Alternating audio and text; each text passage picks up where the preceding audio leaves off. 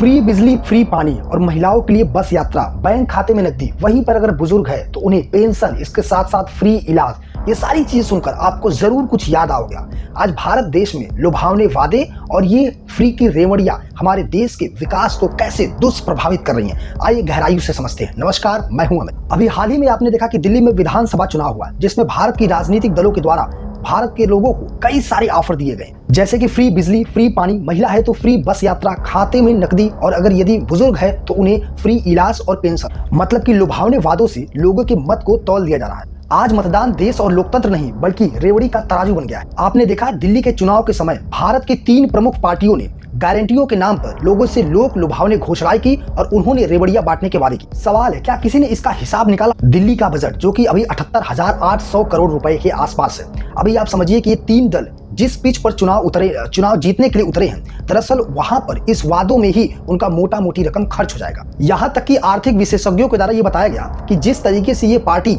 लोक लुभावने वादे कर रही हैं, लोक लुभावने घोषणाएं कर रही हैं, उसके हिसाब से बजट का तो 25,000 करोड़ रुपए तो इनके केवल रेवड़ियों का लाभ पहुंचाने में ही खत्म हो जाएगा और फिर बाकी बचे 45,000 करोड़ रुपए में से लोगों के पेंशन, वेतन और बाकी सारे काम किए जाएंगे। और अब आता है सबसे बड़ा सवाल ये है कि आखिर सरकारें बनाई क्यों जाती हैं? दरअसल ये सवाल इसलिए आ जाता है क्योंकि जरा आप ही समझिए कि अब इसके बाद जो असली मुद्दे आते हैं, दिल्ली के जनता का दरअसल जो असली मुद्दे आते हैं, जैसे कि प्रदूषण, सड़क, सीवेज, यमुना, इन सब काम के लिए पैसे कहां से आएंगे? जबकि सबसे बड़ी बात यह है कि सरकार का सबसे पहला कदम होना चाहिए इन सारी समस्याओं को सॉल्व करने का, क्योंकि सरकार बनाई क्यों जाती है? ये जो मूलभूत प्रॉब्लम है, जो रोजमर्रा के जीवन में लोग इन सारी चीजों से लड़ रहे हैं, सबसे पहले इन्हें सॉल्व करने के ऊपर देखना चाहिए और ध्यान देना चाहिए। आप अपना टैक्स भी दीजिए और इन सारी मूलभूत सुविधाओं को भूल जाइए, जबकि ये सारे के सारे रेवड़ी के जो पैसे हैं ये आपके ही जेब से निकाले जाते हैं और घूम फिर कर कुछ लोगों के जेब में जाते हैं रेवड़ी के नाम। ये सारा का सारा गोलमोल चल रहा है। ये रेवड़ी कितना खतरनाक हो सकता है हमारे देश के लिए, ये मैं आप लोग को पूरी तरीके से इस वीडियो में समझा दूं। और हाँ, इस वीडियो के अंदर जो कुछ भी मैंने बोला है वो सारा का सारा ऑनलाइन उपलब्ध है, इंटरनेट पर आप देख सकते हैं। ये सारा न्यूज रिसर्च पेपर से ही उठाया गया है। दिल्ली में मुफ्त के बिजली, पानी, बस यात्रा और भी बहुत कुछ, ये सब तो पहले से ही चल रहा है, लेकिन एक दशक में ही दिल्ली सरकार के सब्सिडी का खर्च 600% बढ़ चुका। विभिन्न मदों में सब्सिडी पर दिल्ली सरकार का खर्च बहुत तेजी से बढ़ रहा है। 2014 से 2015 में जब 1 वर्ष के लिए दिल्ली उपराज्यपाल शासन के अधीन था, तब वह खर्च 1,554 था, जो अब 10,995 करोड़ हो चुका है। दिल्ली सरकार 9 विभागों के 27 योजनाओं के तहत सब्सिडी देती है, जिनमें बस यात्रा, फ्री बिजली, फ्री पानी आदि शामिल है। फरवरी 2015 में आम आदमी पार्टी की सरकार बनने के बाद हर महीने 20,000 लीटर पानी मुफ्त में दिया जाने लगा था। साथ में 201 से लेकर 400 यूनिट बिजली जो इस्तेमाल करते थे उन्हें 50% की सब्सिडी भी दी जाती थी। वर्ष 2014 से 2015 में बिजली सब्सिडी का खर्च 291.9 करोड़ था, लेकिन आप सरकार आने के बाद यह बढ़कर 1,442.7 करोड़ हो गया, यानी कि 394% की बढ़ोतरी हुई।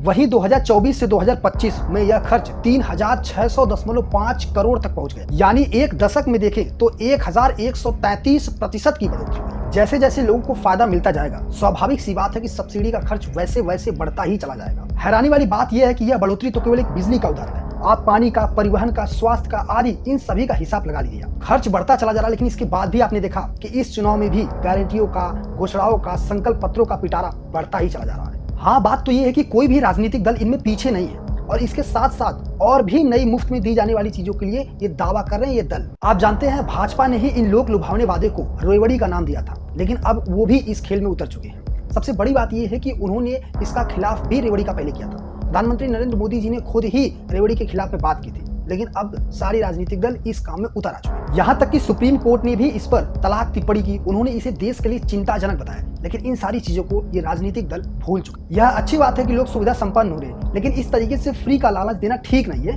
लोग वोट लेने के लिए ये कार्य कर रहे हैं, जबकि आर्थिक बोझ से दिल्ली की अर्थव्यवस्था भी और राज्यों की तरफ बिगड़ सकती है। बगैर खर्च के ये संभव नहीं है। जिन राज्यों में पिछले 1 साल में चुनाव हुआ, वहाँ की आर्थिक हमें सचेत करते हैं। जैसे कि कई राज्य अपने जीडीपी से कई गुना अधिक ले रहे हैं, जैसे कि पंजाब, हिमाचल प्रदेश, बिहार, राजस्थान आदि। लेकिन इनमें से पंजाब सबसे अधिक अपने जीडीपी से 44% और वहीं पर हिमाचल प्रदेश अपने जीडीपी का 42% कर्ज ले रहा है। यह सभी लोग जानते हैं कि अत्यधिक कर्ज नुकसानदायक है, चाहे वो किसी विशेष व्यक्ति पर हो, देश पर हो या राज्य पर हो। अगर यह रेवड़ी वाली योजनाओं का हिसाब किताब देखें तो कर्नाटक सरकार ने अपने पिछले चुनाव में जो 5 गारंटियां दी उसे लागू करने में वहां की सरकार को 60,000 करोड़ अतिरिक्त चाहिए। ठीक वैसे ही मध्य प्रदेश में सिर्फ एक लाडली बहन योजना के लिए हर साल 24,000 करोड़ रुपए चाहिए। वैसे ही तेलंगाना में अपनी कमाई का 25% हिस्सा इन लोक लुभावन योजनाओं में 6 गारंटियों में चला जा रहा है। समाज उत्थान जरूरी है, लेकिन समाज कल्याण योजना इस दिशा में हो ताकि देश एक आर्थिक मजबूत देश बन पाए और वो अपना सपना पूरा कर पाए। अपने मतदान का अधिकार का प्रयोग करते समय यदि आप राजनीतिक दलों द्वारा दी जाने वाली रेवड़ियों को प्राथमिकता देंगे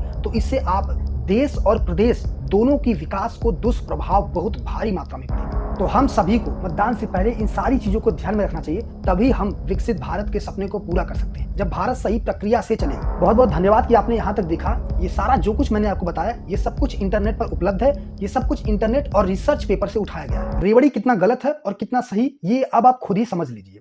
ऐसे ही आप देखते रहिए, हम हमेशा किसी गंभीर विषय पर बात करते रहेंगे। बहुत बहुत धन्यवाद।